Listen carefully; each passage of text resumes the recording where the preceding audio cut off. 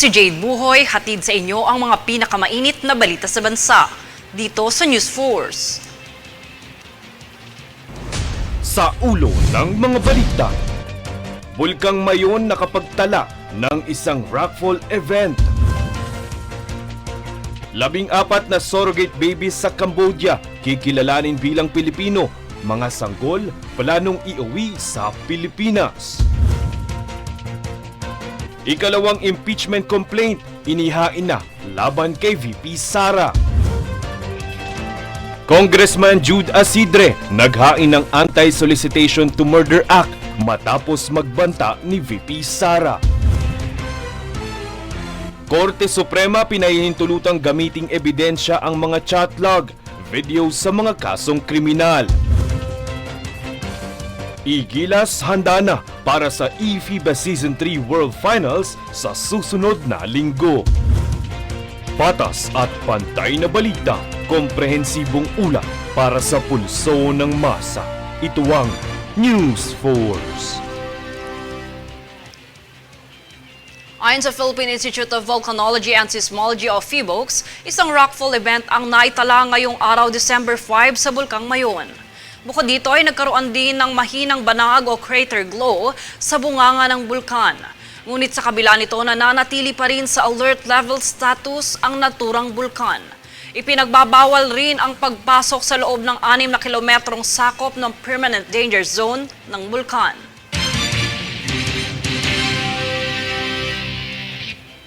Binalaan muli ang publiko na mag-ingat online dahil sa panibagong modus na naman na AI voice cloning kung tawagin. Tunghayan ng ulat kay Daniza Lopez. Sa pag-usbong ng teknolohiya ay siya ring paglaganap ng mga bagong scam sa platapormang online. Kaya't nagbabala ang Philippine National Police Anti-Cybercrime Group o PNP-ACG sa bagong modus ng mga scammer na tinatawag na AI voice cloning scam. Ayon sa PNP-ACG, mayroon itong kakayahan na gayahin ang estilo, tono at pananalita ng isang tao para gamitin sa anumang uri ng panloloko. Kaya't payo ng PNP-ACG, iwasan ang pagbabahagi ng mga recording online upang hindi maging biktima ng nasabing scam. Dagdag pa ng ahensya, beripikahing mabuti ang mga tawag na natatanggap bago sagutin nang sa gayon ay wala itong abilidad na makopya ang boses. Kabilang na rin sa paalala nito ay ang hindi pagbabahagi ng personal na impormasyon sa voice recording, maging sa pagpaskil nito sa social media accounts. Daniza Lopez, nag-uulat para sa One Media Network.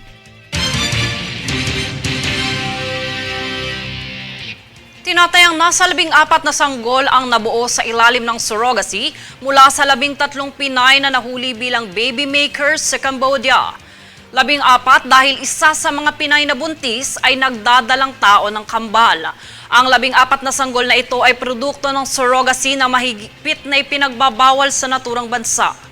Bagamat maaaring kumaharap sa hamon ang DNA ng mga bata dahil hindi ito katulad ng surrogate mother, ituturing pa rin ang mga sanggol na mga Pilipino dahil mga Pinay pa rin ang kinikilalang ina ng bata alinsunod sa ating batas.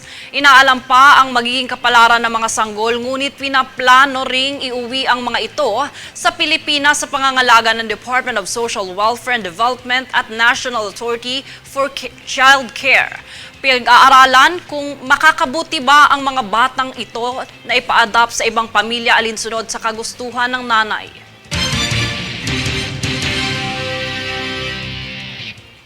Kaisa ang Philippine Ports Authority o PPA sa kampanyang Violence Against Women o VAW, kaya't pinaigting nito ang seguridad sa mga pantalan sa bansa. Yan ang balitang hatid muli kay Daniza Lopez.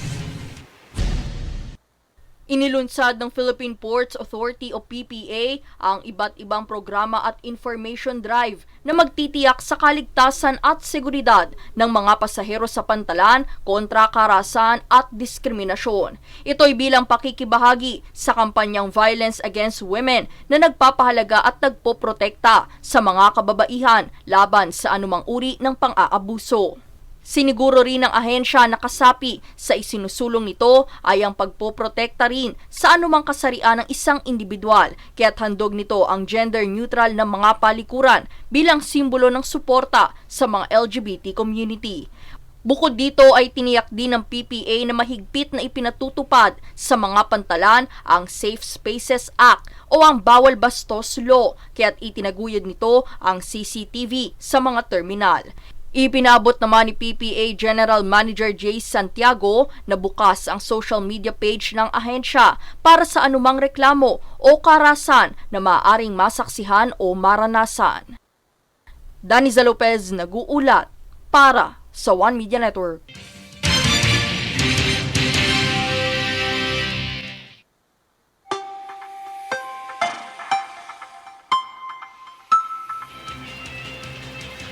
Patuloy na nakakaapekto ang shear line sa Hilagang Luzon kung saan partikular na inuulan ang Cordillera Administrative Region, Ilocos Norte at natitirang bahagi ng Cagayan Valley. Habang amihan naman ang nakakaapekto sa Batanes.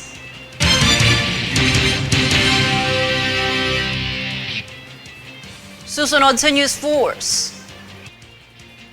Kamara nananawagan sa PSA na beripikahin ang mga pangalan sa OBP receipts. Panukalang kansilahin ang Peking birth certificate, aprobado na. Apo Reef at dalawa pang nature destination ng bansa, kinilala bilang Asia's newest heritage park. At pangalawang impeachment complaint, inihain sa Kamara laban kay BP Sara. Manatiling nakatutok para sa higit pang mga balita sa pagbabalik ng News 4.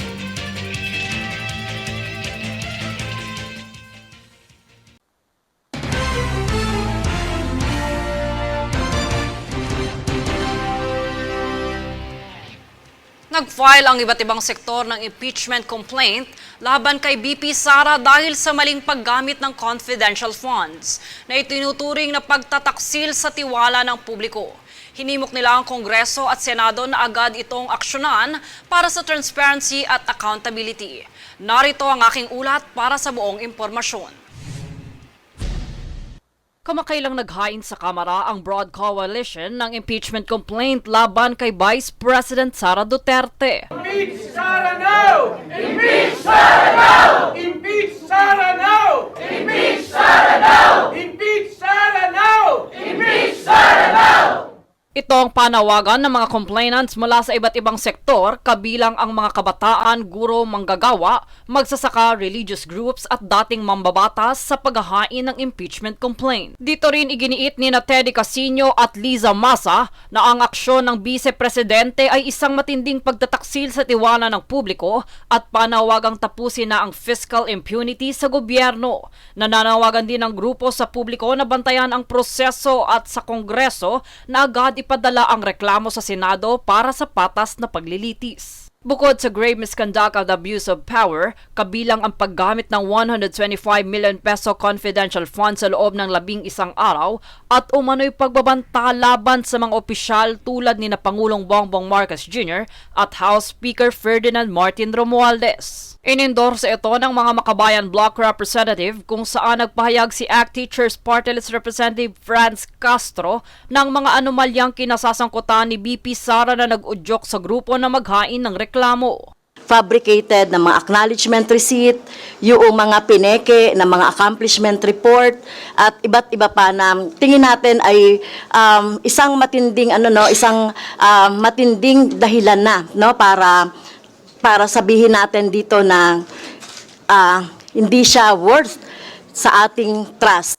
Pahayag naman ni Kabataan Party List Representative Raul Manuel ukol sa pag-endorso nito. Kasama na dyan ang tatlo from Makabayan, kaya ibig sabihin tatabuhin din talaga natin na makumbinse pa yung iba labas doon sa minority coalition. Nagpaliwanag din dito si Renato Reyes ukol sa higit 70 taong naghain ng nasabing reklamo. Lahat sila ay bahagi ng mga kakalampag, kakatok, makikiusap sa kanilang mga kongresista para suportahan itong impeachment complaints. Paglilinaw pa ni Nery Colmenares na tumatayong abogado sa nasabing impeachment complaint, pero finokus namin sa betrayal of public trust because it is all-encompassing na. At para sa amin, yung pinaka mabilis na paraan na ma-resolve ang kaso, kaya betrayal of public trust. But more than just the mere grounds. Alam nyo, para sa mamamayan, napakataas ng pagpapahalaga nila ng iyong pag-violate sa public trust. bagamat nananawagan si Pangulong Bongbong Marcos na pagpaliban ito, ayon sa kanila nararapat lamang isulong ito ukol sa karapatan ng taong bayan. Suportahan ang impeachment complaint na ito dahil kung di man mahalaga sa presidente, mahalaga sa mamamayan, no, na panagutin si Vice Presidente Duterte sa kanyang mga kasalanan, yung sinabi nating betrayal of public trust, yung maanumalyang paggamit at pag-ulat sa COA at pagtangging magpaliwanag sa Kongreso kaugnay sa 612.5 million pesos na pondo ng taong bayan. Samantala, tiniyak ni House Secretary General Reginald Velasco na isasagawa ang impeachment process ng patas at naaayon sa saligang batas. The House is committed to performing its constitutional duty with fairness, impartiality, and respect for the rule of law. We assure the public that this process will be conducted with integrity, guided by the principles of due process and adherence to the Constitution. Ayon pa sa pahayag, ito ay nagpapakita ng kahalagahan ng accountability sa pamahalaan at ng papel ng Kongreso sa pagpapanatili ng mabuting pamamahala. Pinayuhan din ng Kamara ang publiko na igalang ang legal na proseso at hayaang manaig ang saligang batas. Jade Buhoy, nag-uulat para sa One Media Network.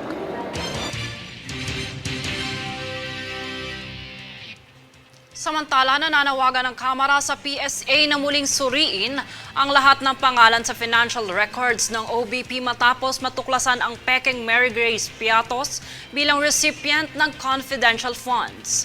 Kasabay nito ang kamakailang aprobasyon sa panukalang nagkakansila sa mga peking birth certificate. Para sa detalye, tunghayan ang balitang ito.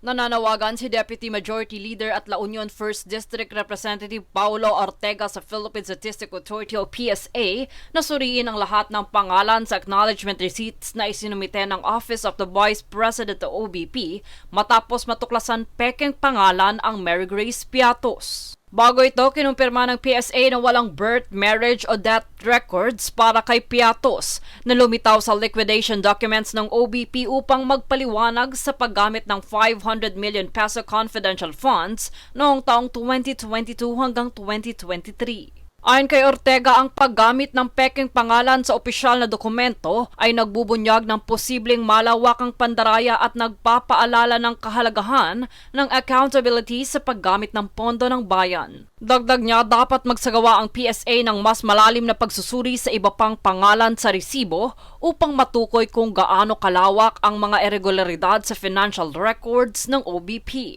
Kasunod dito ay ang pag-aproba ng House Committee sa panukalang batas na House Bill No. 1117 o ang Fraudulent Birth Certificate Cancellation Law, kung saan layong kansilahin ang mga peking birth certificate upang mapanatili ang integridad ng mga talaan sa Philippine Civil Registry. Ayon sa Kongreso, ito rin ay pinagtutuunan para sa deliberasyon sa plenaryo at posibleng maging ganap na batas. Pahayag naman dito ni Masbate Representative Olga Ko, mahalaga ang hakbang na ito upang mabilis na maresolba ang mga maling tala sa rehistro, lalo na't maraming kaso ng peking late registration na naitala sa PSA. Jade Buhoy, nag-uulat para sa One Media Network.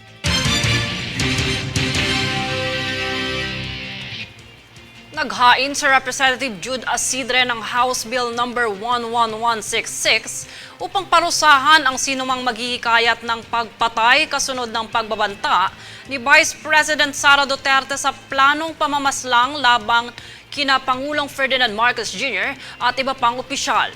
Layunin ng panukala na labanan ang karahasan sa lipunan, lalo na kung ito'y nagmumula sa mga may kapangyarihan. Nagbabala rin si Asidre na dapat managot ang mga opisyal ng gobyerno sa kanilang mga aksyon upang mapanatili ang integridad ng batas.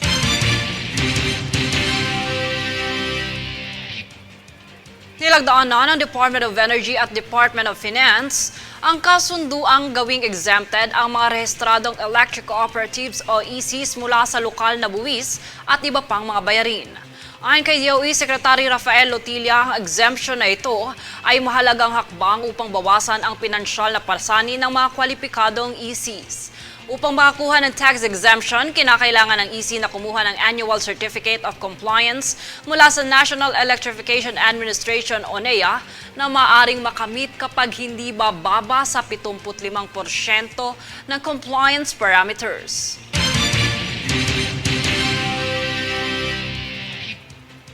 Porsigido ang Department of Health o DOH na tugunan ang kakulangan ng healthcare workers at patatagin ang seguridad na pangkalusugan ng mga bansa sa Pacific Islands. Nag-organisa ang DOH kasama ang DFA ng conference nitong ika-29 ng Nobyembre upang magkaroon ng kolaborasyon ang Pilipinas at mga bansa sa nasabing rehiyon at malaman ang epektibong stratehiya para rito. Layon umano ng bansa na patatagin ang sistemang pangkalusugan hindi lamang sa Pilipinas kundi pati na rin sa mga karatig na rehiyon.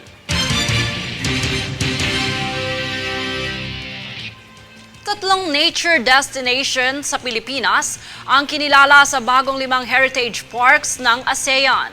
Kabilang dito ang Apo Reef, Balinsasayao Twin Lakes at Turtle Islands.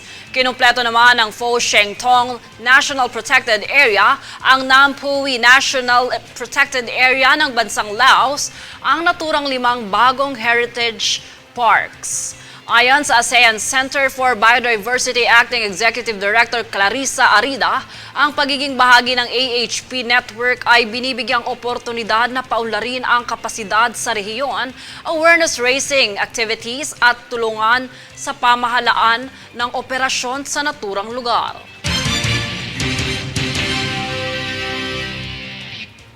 Samantala, patuloy ang pagsasagawa ng clearing operations ng MMDA Special Operation Group Strike Force at Flood Control and Sewerage Management Office sa Mabuhay Lanes, major roads at daluyang tubig sa Kamaynilaan.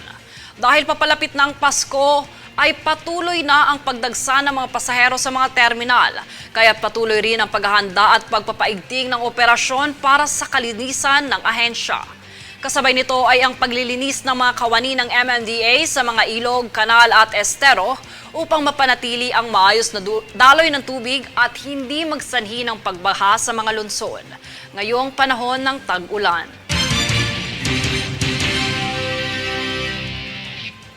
Para naman po sa kapanakanaan ng mga consumer, pati na rin ng mga online sellers, binabalak ng Department of Trade and Industry o DTI na maglunsad ng online business database.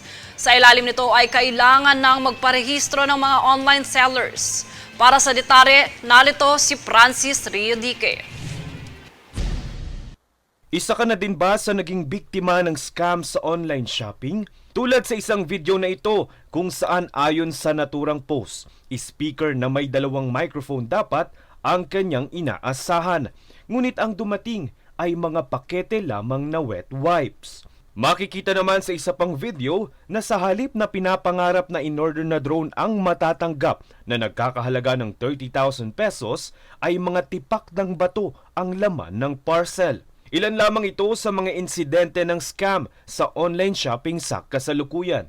Isa ito sa inaasahang solusyonan sa plano ng Department of Trade and Industry o DTI na paglulunsad ng online business database. Ayon kay DTI Undersecretary Mary Jean Pacheco, laman ng naturang database ang mga rehistradong online sellers. Layo nitong mamonitor ang bawat online sellers nang sa ganun ay maiwasan ang mga issue ng scam at para din sa kaligtasan ng mga consumer. Sa pamamagitan umano ng naturang plano, magiging responsable ang mga online sellers dahil madali silang mahahabol ng pamahalaan kung lumabag man sila sa mga kaukulang batas. Are we going to ask payment in the registration so that you'll be part of the online business database? For now, I don't want to put the cart before the horse, but for now, wala po tayo munang ganun because it's ease of doing business. No? Ngunit sa kabila nito, maaaring ang mga online sellers na nagtitinda ng mga regulated products ay maaaring may ilabas na pera para legal na makapagbenta. Ito ay dahil dapat umanong makakuha ng permit o lisensya ang naturang mga sellers mula sa mga concerned agencies ng pamahalaan. Halimbawa, kung ikaw ay nagtitinda ng mga cosmetics o makeup, dapat na magkaroon ng lisensya o permit mula sa Food and Drugs Administration o FDA. Pagdating naman sa pagbebenta ng mga endangered na mga hayop o di kaya naman ay mga fertilizer, kailangang humingi ng pahintulot sa Department of Environment and Natural Resources o DNR. Bagamat inaasahang bababa ang bilang ng mga online sellers dahil sa bagong regulasyon, kumpiyansa ang DTI na hatid nito ang proteksyon sa mga consumer at online sellers. Ayon sa DTI, tinatayang hindi bababa sa 2 milyon ang bilang ng maisasama sa online business database.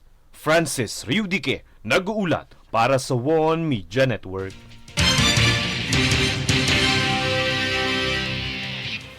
Susunod sa News Force. Centenarian Act nasa pangangasiwa na ng NCSC sa susunod na taon. Korte Suprema pinahihintulutan ng gamiting ebidensya ang mga chat log, video sa mga kasong kriminal. DFA nilinaw na walang planong magtakda ng travel ban sa South Korea. Manatiling nakatutok para sa higit pang mga balita sa pagbabalik ng News Force.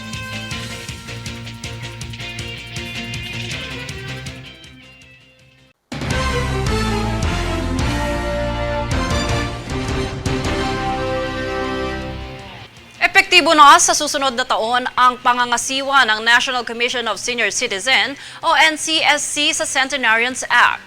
Kabilang din sa panghahawakan nito ay ang pagpapatupad ng Expanded Centenarians Act na layong bigyan ng 10,000 piso ang mga senior citizens na nasa edad 80, 85, 70 at 75. Sa ilalim ng Batas Republika 10868 o Centenarians Act of 2016 ay makakatanggap ng 100,000 piso ang mga matatanda na umabot na sa 100 taong gulang.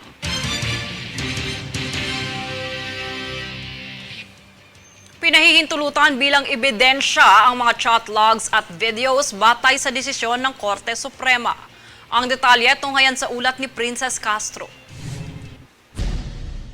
Nag-anunsyo ang Korte Suprema na maaaring gamitin bilang ebidensya ang mga chat log at video para sa mga kasong kriminal. Ayon sa Korte Suprema, ang paggamit ng mga ebidensyang nabanggit ay hindi maituturing na paglabag sa right to privacy ng isang akusado. Ang desisyong ito ay batay sa isang kaso sa Qualified Trafficking in Persons sa ilalim ng Anti-Trafficking of Persons Act kung saan ginamit ng akusado ang Facebook at ibang online platform.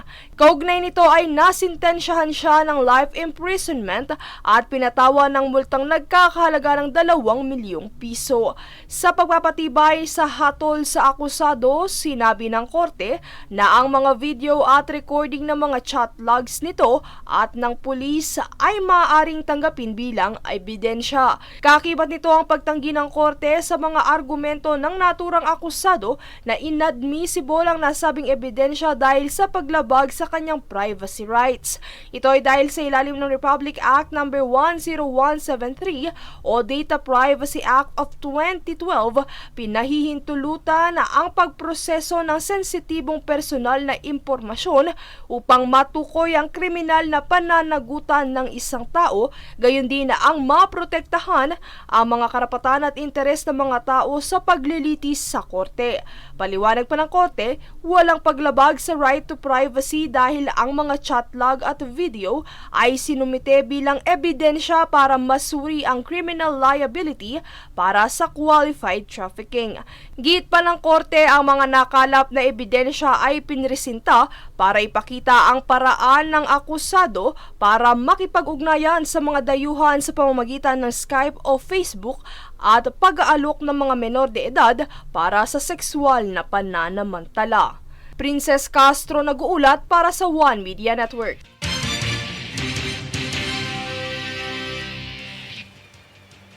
Nananawagan ang Department of Justice o DOJ sa mga ahensya ng gobyerno na dapat paigtingin ang border security ng bansa. Ito ay upang maiwasan ang mga iligal na paglabas sa bansa at malutas ang ilang mga problema sa pangingibang bansa ng mga Pilipino. Para sa detalye, narito si Francis Riudique. Binigyang pansin ng Department of Justice o DOJ ang ilan ng beses na pag-alis ng bansa ng mga personalidad na iniimbestigahan sa kanilang mga kinakasangkutang kaso. Partikular na tinukoy ng ahensya ang mga lihim na pagtakas ng bansa ni na dating Banban Tarlac Mayor Alice Guo at dating Presidential Spokesperson Harry Roque. Ayon kay Justice Secretary Nicolas Felix T., dahil sa mga ganitong insidente ay dapat ng pagtuunan ng pansin ang pagpapaigting ng border security ng bansa.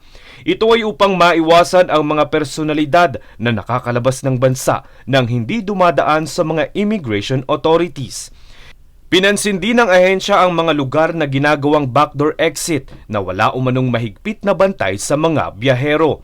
Hindi naman nagkomento si Yusek T nang tanungin sa umano'y kapabayaan ng Embassy ng Pilipinas sa Abu Dhabi sa hindi agarang pagsasabi na naroon ang mag-asawang Roque. Matatandang kinumpirma mismo ni Roque na nakalabas na siya ng bansa at nakapagpanotaryo siya ng counter affidavit sa Abu Dhabi. Ayon naman sa Bureau of Immigration, maaaring gumamit si Roque ng peking immigration clearance para makaalis ng bansa. Francis Riudique, nag-uulat para sa One Media Network.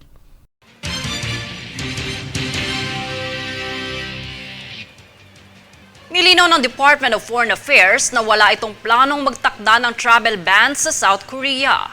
Ayon kay DFA Undersecretary Eduardo De Vega, tapos na ang deklarasyon ng martial law sa naturang bansa kaya hindi na kailangan ang travel ban. Pero sa kabila nito, pinag-iingat pa rin ang mga Pilipinong nasa South Korea at iwasang lumapit sa border o demilitarization zone. Tinatayang mahigit 70,000 mga Pilipino ang kasalukuyang nasa South Korea.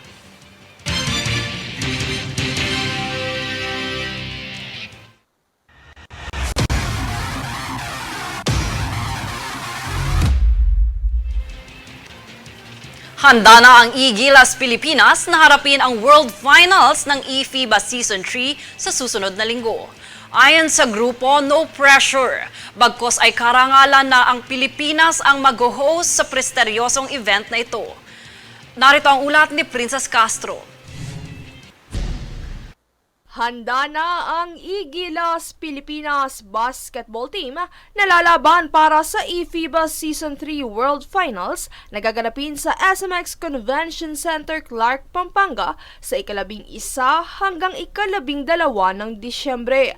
Ang Filipino E-Ballers na pinamumunuan ni head coach Knight Alparaz ay binubuo ng power forward na si Julian Malilin, small forward na si Kenneth Gutierrez, center position na si Pritch Diaz, Clark Banzon bilang point guard at Ice Alindada para sa posisyong shooting guard. Ayon sa grupo, isa sa kanilang mga paghahandang ginawa ay ang playing repetition tuwing gabi kung saan 3 buwan silang magkakasama sa isang bootcamp. Samantala, 8 sa best teams ng mundo ang maglalaban-laban para sa titulo ng kampyonato sa NBA 2K25. 40 manlalaro gamit ang PlayStation 5 na inilabas ng NBA 2K25 ang paglalabanan ang korona ng eFIBA World Champion kung saan naghihintay ang prize pool na $50,000. At dahil home court ng bansa ang finals ng game, imbis na ma-pressure ay ginagawa nila itong motibasyon para paghusayin ang kanilang performance. Kaugnay nito, umaasa ang national squad na maagaw ang tropeyo sa defending champion na pambato ng Estados Unidos na itinanghal na kampiyon sa nagdaang season ng kompetisyon sa Sweden. Princess Castro nag-uulat para sa One Media Network.